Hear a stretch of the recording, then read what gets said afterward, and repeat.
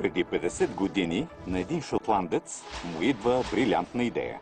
Идея, която днес изправя едни срещу други европейски и американски физици в едно състезание за 10 милиарда долара и търсене на отговора от какво сме направени вие, аз и всичко около нас. Едно пътуване в сърцето на материята, стигащо до ядрото на физическото ни съществуване и физическия свят въобще. Но дали разгадаването на субатомната вселена ще доведе до революция в разбирането ни за природата? Или ще ни разкрие колко малко всъщност знаем за това, кои сме и от какво сме направени? В червевата дупка с Морган Фриман. Пространство, време, живот. Тайните на космоса през червевата дупка.